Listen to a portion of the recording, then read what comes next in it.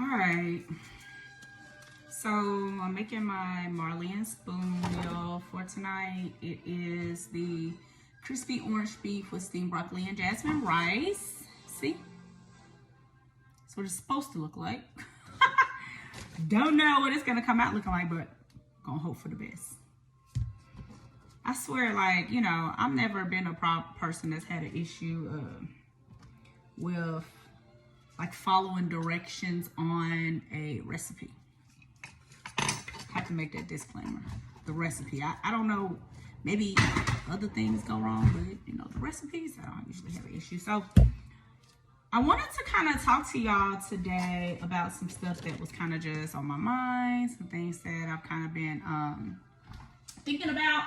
I need to grab a knife, 1 second.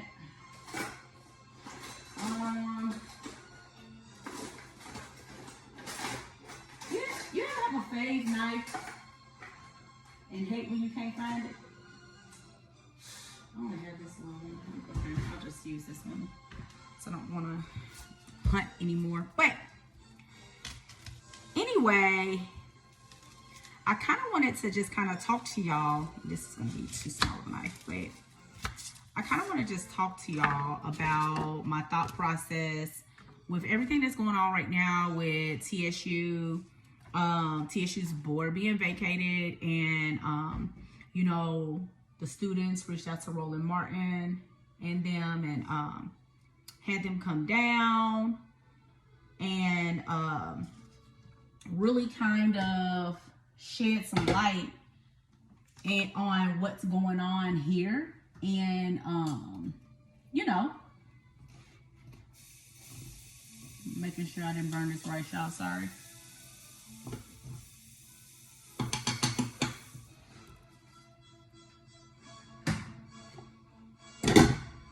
What's going on here in the state of Tennessee, but you know, right now, more importantly, Nashville. What's going on? You know, this is the only public HBCU, and it's right here in Nashville. And earlier last year, there was some, I remember very well, some controversy going on surrounding the president. And I'm in multiple groups, the Divine Nine group, you know, lawyer group. I'm in all types of different groups. But anyway, a few Nashville groups. And I remember a statement coming out from State Representative Harold Love around that topic, you know, and I want to go back and take a look at that and go back and take a look at the actions around that, right? Because I remember something a little differently. You know, I remember all of this going on. I remember the students at TSU were trying to get help in, and it was kind of like a stand down thing, like, you know, she deserves this or whatnot, you know? And I remember that being the air you know, in the messages and everything. And so it's so funny to hear, you know, the conversation now has changed, right? Quite a bit. It's changed. And so when I hear these types of things, it raises an antenna for me, because it's like, oh wow. You know, there's real exposure going on here, because people who are usually never called out, people who are never challenged, you know, everybody will just accept what it is, or, oh, you know, they said that, I trust them, blah, blah, blah. And that's the issue with our community, right? The D.A.M.M community, the Disproportionately Affected Marginalized Minority community, so D.A.M.M. And so when you think about that community, because the majority of us are so overworked, you know, underpaid and tired, a lot of times we don't have time to pay attention in politics like we should. So we just kind of, you know, elect someone, they'll be black, and it's like, whoo, I sure hope they doing the right thing in there. Very rarely are we really checking in, and even, you know, more rare are we actually holding them accountable. And so that first kind of came into play for me. And I just saw that when I ran the judicial campaign in 2022 to unseat a criminal court judge for the first time ever in Nashville. And so, the old guard came out hard, like, oh, this is not your time. You shouldn't do this. She can wait another 8 years. This person is a good person and whatever, or what have you. And then keep in mind, these people have probably never been in front of him in court ever, right? And so, don't court watch, don't hold anybody accountable, but he's a good person because you go to some parties or something. Listen, so I was coming from the lawyer world, coming into the campaign manager world, and I actually practice law. Like, that's how I know people be too busy to focus on politics or what's going on, because I was that person, right? I was working hard in my career. I worked for myself as a lawyer, but that was a 9 to 5, right? It was more than a 40-hour work week. This was work. So, I was tired. I had a lot of things to keep up with, and then trying to just balance being a mom, being a wife. You know what I mean? Being a soror, being a community activist, organizer, on multiple social justice chairs, doing all the things, right? And so it kind of came to me around that time where I was just like, shit, this is crazy, right?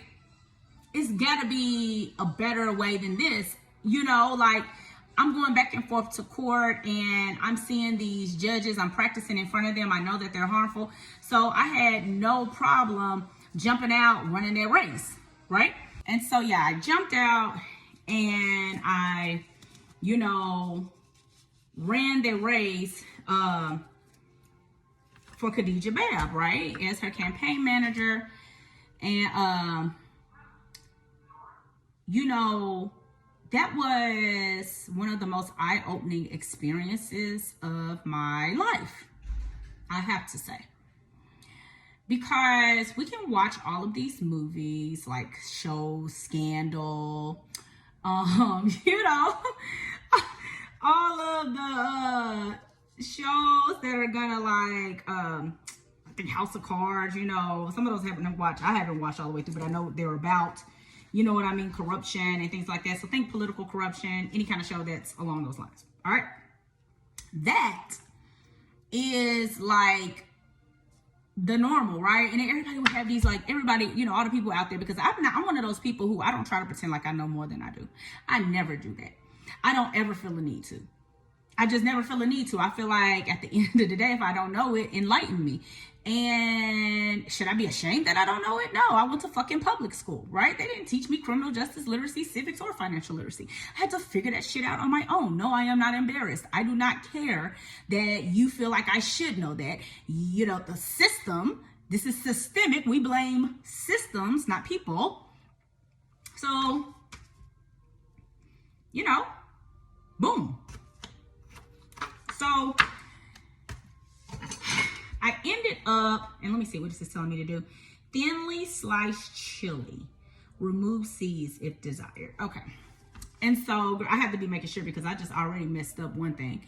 I was supposed to cut the onions in 3/4 inch thick wedges, but actually I ended up, I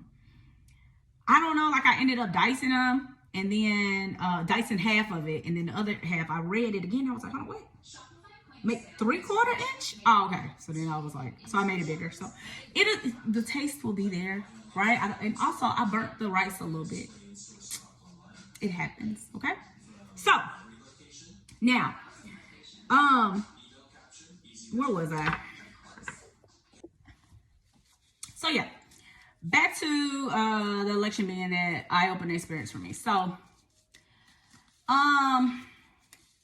yeah, I just, saw it in real life, and everybody was like making these jokes or talking like, oh, politics is a dirty game, there are no permanent enemies,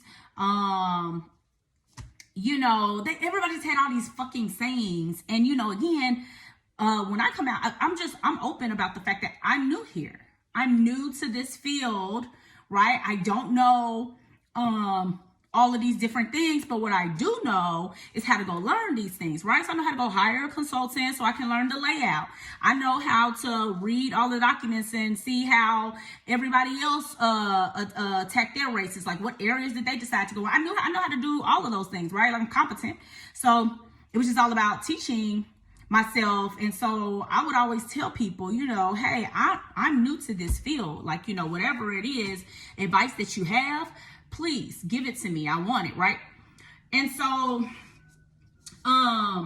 after, we kind of went on, and I was like, letting people know these different things. They would tell me these little sayings and little isms and whatnot. And I just would be feeling like, this is kind of crazy that, this is like just the norm for y'all. But all right, let's play, right? Like I'm competitive, want to play a game. I want to win. So I play everything to win. I don't play anything like to fucking lose. Like, who does that? But for me, it was like, nothing beats a failure but a try. You ask any of my clients, my coaching clients, I swear to God, they'll be like, nothing. I'm like, nothing beats it. A failure but a try. So that's my, literally live by that. Try, right? The worst that a person can do is say no. Oh, well, who cares, right? So I'm like, or the worst that can happen at that time was we lose. Oh, all right, shit will still remain the same like it's always been.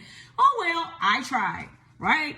But a lot of times people don't want to admit it, like they don't want to jump out and do those things because of respectability politics. Like they don't want to burn bridges with that judge, should they lose. They don't want to feel a certain type of way or get, their client's going to get bad deals. Oh, I can't practice in here anymore. All right, that's a limited ass fucking mindset. Like, do you have a network? Do you have friends? Like, shoot, if you got a case that's going to be in there and you know that this judge is acting up on you, okay, well, you can pass that case to your friend, right? Y'all can work that together. They can be the one, you can be behind the scenes with it. I mean, it's so many different ways to get around the shit that people use as excuses to not do a damn thing, right? And so for me, and let me see, my hair is annoying me.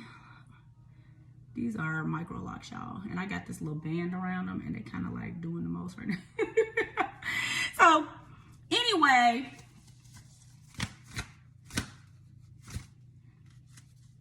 oh my gosh. Okay. Can I get my hand back in the glove? Yes. And then okay, boom.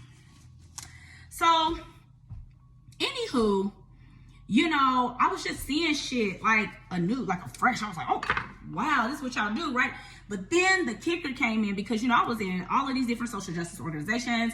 I'm holding people accountable. I'm filing complaints, all this shit, whatever, things other people not doing. I'm filing complaints on lawyers because these lawyers are harming their clients, cussing them out, calling them nigger and stuff like crazy shit, not ever going to see them and trying to go in there and plead. I mean, these are things that happen every single day, right? These are things I'm always complaining about. I'm always talking about. I'm always like, oh my gosh, like, ranting about, hence the Black Law Girl Rant, the name of my YouTube show and podcast. So it's like, this is the shit I'm talking about. This is this respectability politics. Like, you don't want to upset Bob, so I'm just not going to say anything. Do you know what the hell that causes? I mean, who's affected by that, right? I mean, were you not put into these positions to say those types of things, to let the community know what the fuck is going on, not to be sitting up there just doing whatever you want? I mean, like, these are the types of things I'm thinking about. So, like, I'm running this election, the campaign race, and I'm looking at it like, this is crazy, because people are asking me, I'm moderating all these damn judicial forums and hearing these damn judges up there lying through their teeth. Oh my God, they were just lying. So, boom, in my race, like, again, I play to win. So I'm like, hey, I know that this judge is harmful. The problem is the damn community don't know that he's harmful. What's D.A.M.M stand for? Disproportionately Affected, Marginalized Minority. Remember that? So I'm like, okay, they don't know. So it's my job to help show them. right? Because they don't come to court every day. You know, the people that are voting, you know, they made the felons the people who come to court every day, the ones that can't vote. So the ones who can vote are the ones who are not being in trouble, the ones who live on a different side of town where the police are not over policing your ass, jumping out on you, trumping up charges, doing all these different things. And so you probably live a different life. And that's not just speaking to less diverse people. That's speaking to all people.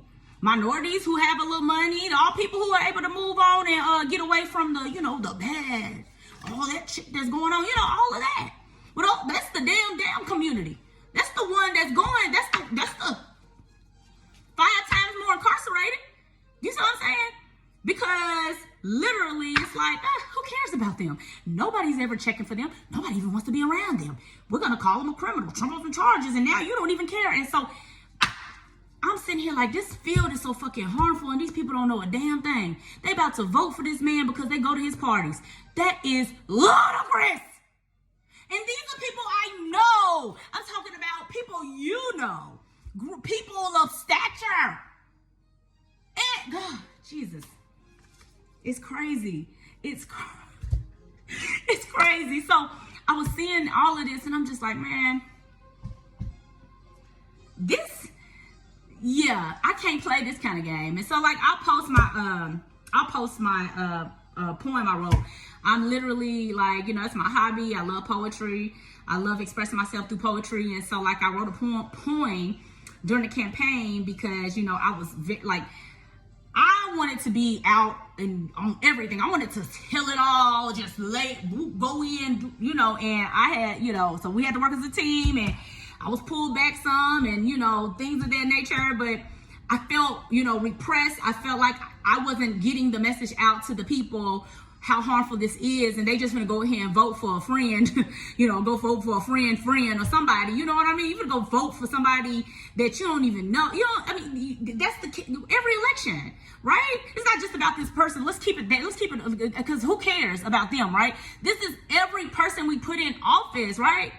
Right? Every person that of color that we put in office, and it's like after we do it, it's like, oh, I'm done. No more holding them accountable. No more checking in. No more making sure their ass is doing what they're supposed to be doing.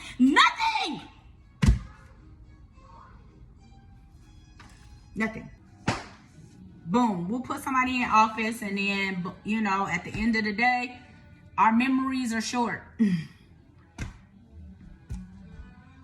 It happens every time. The damn community's memories tend to be short. And I know why, because again, remember, because we are busy, overworked, underpaid, trying to do everything. If you're a millennial, then you trying to do better than the generation before you, you know, and trying to give your children all these, taking them all around, driving them every damn where, putting them in everything. You know, that's what your job, that's what your life is right now, right? And you're enjoying it because you're able to give your kids, you know, some time, and you're able to give them things you never had, or maybe wish you would have had. You're able to give them what you think will make them be successful. All of that is very fun and exciting. You know what I mean? It's an exciting time of life. It's an exciting thing to be able to, you know, give your children things that you really wish you could have had.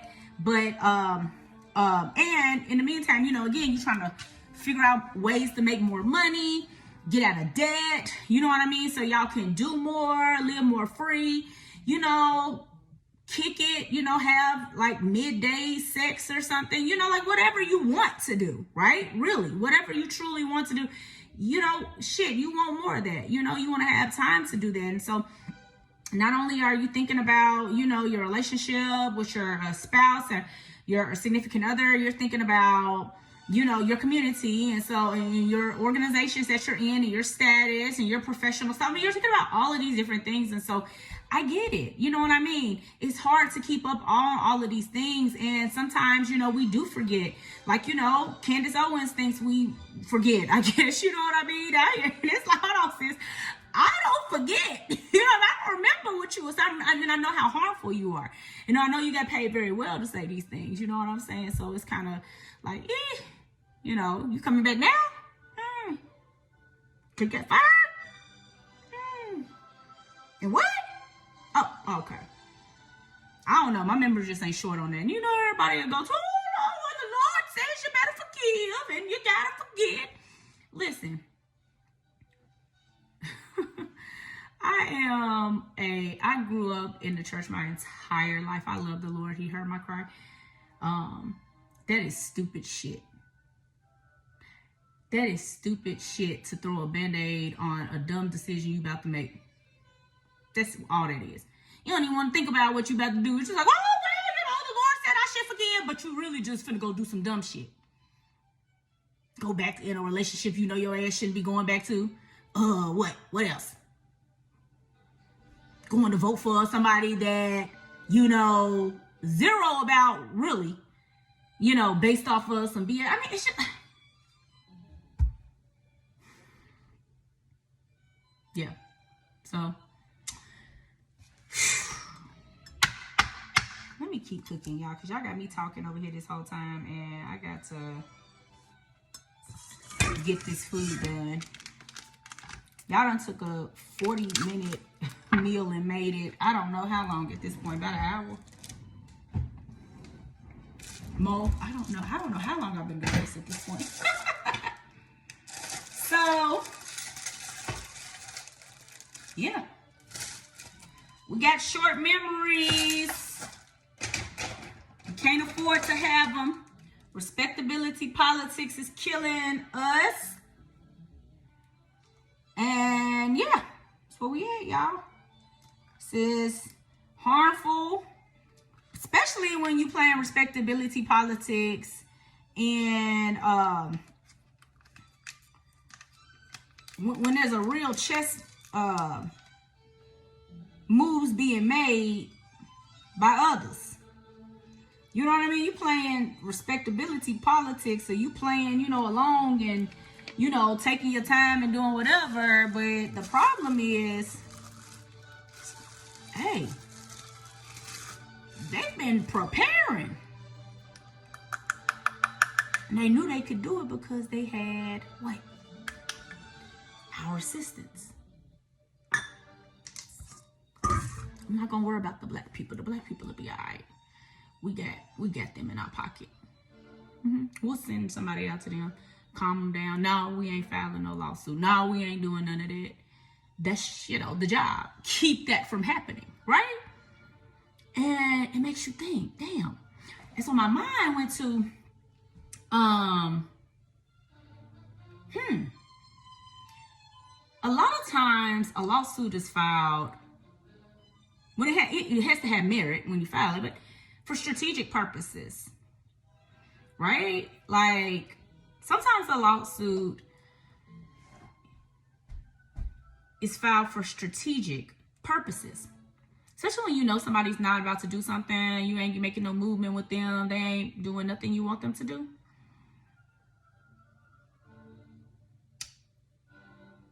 And you know what they're doing is wrong. You have leverage when you file a lawsuit, because it's like, what the majority care about more than anything is money. That's it. It's money. Not lives. Damn sure not black lives. Not that damn community, no. So a lawsuit is leverage, right? And it helps you get the things you need. It helps you negotiate, right? It can be a part of the negotiation. It's so many different reasons. And so it makes me sad that it wasn't filed. Because in my mind, I'm thinking, it probably could be used as leverage to avoid this from happening, right? From the board being vacated. And so, yeah. All right, y'all. Those are my thoughts on this. Again, like, here's the kicker. Let me tell you this. I don't care who it is. I don't have any beefs with anybody. I don't. I just come to be honest. Listen, I'm trying to ask the questions the damn community wants to know, because they busy, right? They at work, having to work because it's too damn high to live, right? It's high. Life is high. right? And we ain't getting paid enough. And so I gotta ask the hard questions for the damn community. I have to.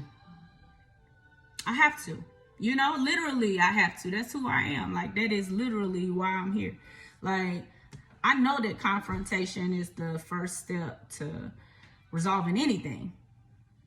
We gotta address it. We gotta attack it head on. We can't keep playing respectability and not saying certain shit and, oh, I don't want to harm such and such, and that's my church member and that's my friend and this is my that is my Lord Jesus, that's my neighbor, and oh, and that's that. Oh no, she just took such good care of me when I was in the nursing home, and you know, all of these things. But if what they doing is harmful, y'all, right? You gotta understand, like, move the person aside. They're an elected official for a reason, right? They're an elected official, and so, and this isn't it to any one elected official. Let me be clear. Like, I have posted what Dr. Carr was saying about the elected officials basically having a lot of special interests in their pockets, right? The reason we can't get a lot of stuff done. So, you know, I've run an election. I've seen it through the judicial elections, right? With all of them running, right? So everybody was running at the time, the district attorney's office, everybody was running. And so I've seen it with my own two eyes, right? It's not just one politician. It's not just one, right? It is systemic. Blessed, because it goes all the way back to, it makes my heart hurt too, because the saddest part about all this is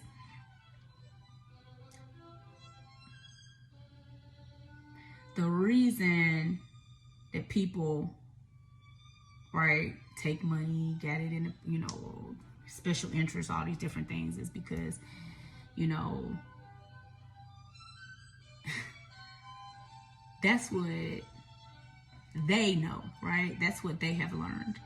That's how they have come up, seeing things done, right? And maybe a time when it was better to go along, to get along, to not say much, to, you know, play, you know, both sides of the fence, to do these things. And it's like, yeah, you know, I get it, you know, because y'all got mouths to feed too, right?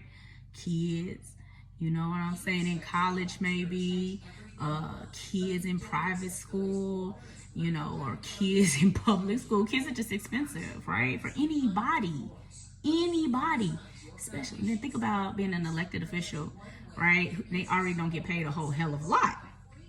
And so it's like, dang, you know, I get it, because you're not being paid enough, which is the problem, right? For all of us. It's the problem why we're crying out and saying, hey, like, you got to do right by us, right? That's why we put you in office. And so, you know, but I do understand that the problem comes in is because, you know, you yourself from the damn community, right? And you just trying to do better for your family, you know, or maybe that's your thought process. I don't know, but whatever the hell it is, like, we can't afford to have that in office. We just can't. Like, you know, at this time, whoever's in office, you know, it doesn't matter. No matter how much time they have left, it doesn't matter. Our job is to lean in hard, pay attention now before elections ever come up again, and to not have a short memory, right? To have that long memory. Act like you're in an argument with your significant other, right? You pull up them receipts like that. And so, yeah, that's what I want to leave y'all with today. I gotta finish this Marley Spoon meal at some point, and like, I'm losing motivation at this point. It's like I feel like I have so much more to do. Anyway, thank y'all for tuning in to my Cook With Me sessions of the Black Law Girl Rant. I'm excited for it to be popping off pretty soon, and you guys will be hearing more about it. See y'all soon.